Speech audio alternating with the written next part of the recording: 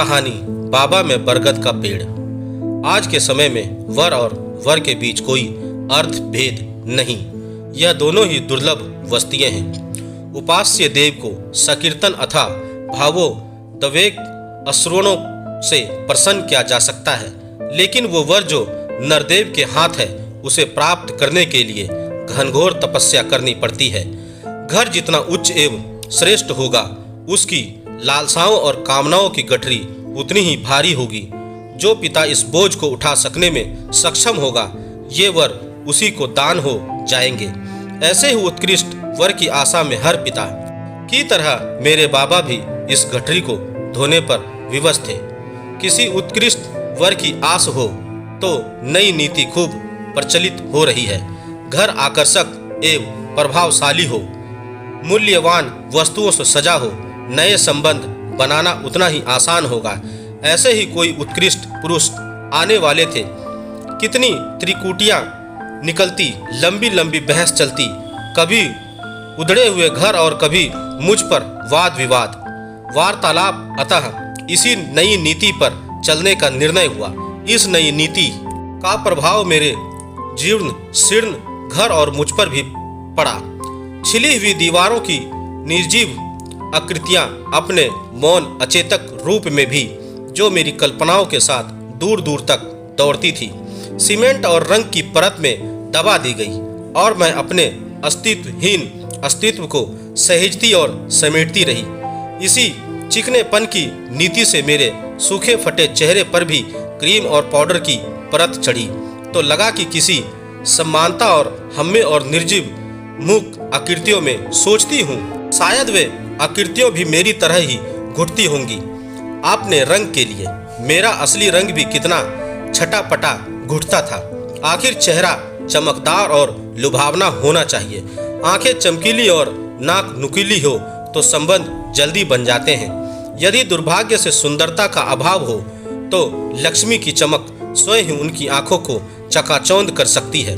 परंतु मेरे घर की अर्थव्यवस्था तो चरमराई हुई है। टूटी हुई मेज, कुर्सियां, दीमक खाए दरवाजा, जिनके भद्देपन और भोरेपन को तो पर्दों और रंगों ने छिपा लिया। वेश रहे आंतरिक गुणा या सौंदर्य तो इनका कोई प्रश्न ही नहीं उठेगा। वे सुशिक्षित हैं, दिव्य दृश्यवान तो नहीं। यहाँ सब दिखावट जो दिखता है उसी को सत्य माना जाता है।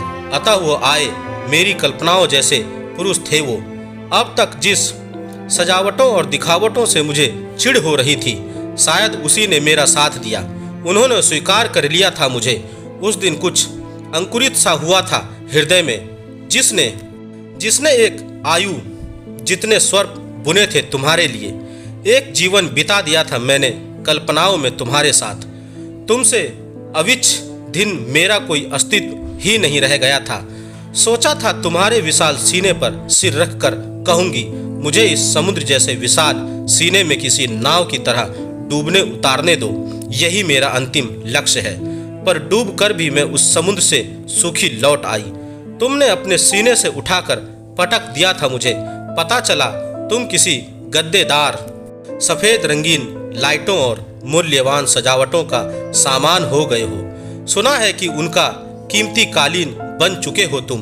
अब वो अपने जूतों की कीचड़ भरी एड़ियों तले कुचलते हैं तुम्हें। परम सौभाग्यशाली हो तुम।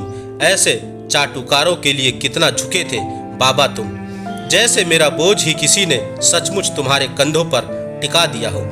कितना बोझ है मुझ में बाबा, फिर भी मेरा ही पलड़ा क्यों हर बार हल्का पड़ जाता है। मेरी चढ़ती हुई उम्र हर क्षण बोझ बनकर तुम्हारे कंधों पर चढ़ती जाती है। 4 वर्ष बीत चुके हैं। ना जाने कितने ही लोग अपनी आकांक्षाओं का लालसाओं के धरातल पर मेरा विश्लेषण कर चुके हैं। इन 4 वर्षों में बाबा, तुम बाबा से मालिक, मैं बिकाऊ परिधान और यह घर दुकान जैसा बन चुका है। इस दुकान के शीश महल के हैंगर पर लटकी मैं समय की धूल धूप में धुंधली पड़ चुकी हूँ। मेरा मालिक गला फाड़ फाड़ कर चिल्लाता है, यह टिकाऊ है, बिकाऊ है। उनके स्किन स्पर्श मुझे छूते हैं तो अपने खुरदुरेपन पर मुझे लज्जा आती है।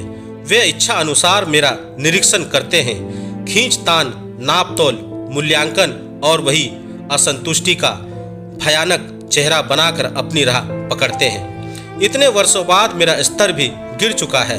अब हर कोई हे दृष्टि से मुंह बिचकाकर कहता है यह आउट ऑफ फैशन है। मूल्य घट गया तो स्तर भी घट गया। अब तो मैं कृपा दृष्टि की पात्र रह गई हूँ। परंतु मालिक की व्यापारिक बुद्धि काम कर गई। हैंगर से उतारकर सेल की कतारों में शरण मिली। 200 का माल 100 में, 100 का 50 में। अब रेतीले बर्फीले हाथ ही मेरी ओर बढ़ते हैं। उनके हाथों में स्कीनता कोमलता थी। इन हाथों में खुरदुरापन है। उनके हाथों में मैं चुभती थी। इनके हाथ मुझे चुभते हैं। आज फिर कुछ लोग आए हैं। जीवन की कैसी परीक्षा है ये। चुपचाप आत्मसमर्पण कर दूं या शून्य हो जाऊं। मेरे सिर पर कितनी ही मजबूरियों का दूध रखा है। बोझ से गर्दन तक तो उठती नहीं।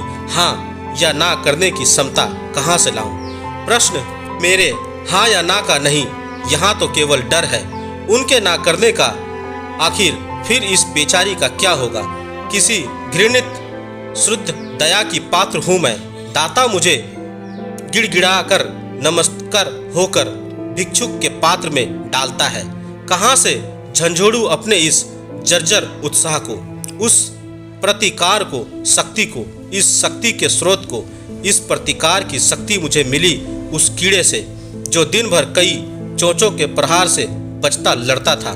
फिर भी जीवन के प्रति कितना उत्साह था उसमें। उसने अपनी शक्ति का प्रयोग किया और मैं अपनी प्रकृति को समझने में असमर्थ रही। अपनी उसी शक्ति को समझने की प्रेरणा दी उसने मुझे। अब मैं प्रतिकार करती हूँ ऐसी कृत्रिमता का, ऐसी दिखावटों का, ऐसे आयोग करो का जहाँ ईश्वर ने कण कण में शक्ति दी है। तो मुझे भी स्वयं अपनी ही शक्ति का निरीक्षण करना होगा और ढूंढना होगा अपना एक विच्छिन्न रूप। ये ब्रह्म रूपा स्त्री रूपा नारी आज कितनी असुरक्षित है अपने गर्भगृह में भी, जहां स्वयं इसके अपने रूप की कीर्ति को भी विदीर्ण कर दिया जाता है। उसकी छवि की भी कलात्मक सौंदर्य का नाम देकर उसका व्यापार किया जाता है। कलात्मक सौंदर्य की कलाकृतियां में मृण मूर्ति, मिट्टी की मूर्ति, नारी चित्रकारी, कवियों की प्रेरणा, छंदों, अलंकारों, उपमाओं की कृत्रिम मात्रा में ऐसी फंसी कि अपने यथार्थ से परे होती चली गई। अपने ही पत्थर के कवच में अपनी संवेदनशील इच्छाओं को दबाए अपने ही मन के भीतर के भावोद्वेग को सुनती रही। मैं नारी शक्ति की स्रोत क्यों ना किसी की विस्फोट की तरह फट पड़ूं अपने अधिकारों के लिए। आखिर क्यों समझती रहूं मैं खुद को कभी परिधान, कभी निष्प्राण धातु, जबकि मुझ में चेतना है, प्राण है। मेरे हृदय में भी गति है जिसमें प्रज्वलित होती है असंख्य इच्छाएं। इसलिए मैं चाहती हूँ कि तुम मालिक से फिर बाबा बन जाओ। तुम्हें डर है कि तुम जर्जर हो रहे हो और मैं बेल के समान तुम्हारे अस्तित्व से लिपटी रहूंगी। नहीं बाबा, मुझे थोड़ा सा अवकाश दो ताकि मेरी जड़ें इस भूमि की तह तक जा पहुँचे और टहनियाँ इतनी विकसित हो जाए कि मैं आकाश को छू लूँ, तुम्हारा तना बन सकूँ उस बरगद के पेड़ की तरह जो मेरे मन के भीतर पल रहा है। हाँ बाबा, हाँ, मैं बरगद का पेड़। दोस्तों, आपको मेरी यह कहानी कैसी लगी आप मुझे मेरे कमेंट्स बॉक्स में जाकर मुझे बता सकते हैं। और अगर आप मेरे चैनल पर नए हैं तो मेरे चैनल को सब्सक्राइब जरूर करें और बेल आइकन का बटन भी दबा दें। धन्यवाद दोस्तों।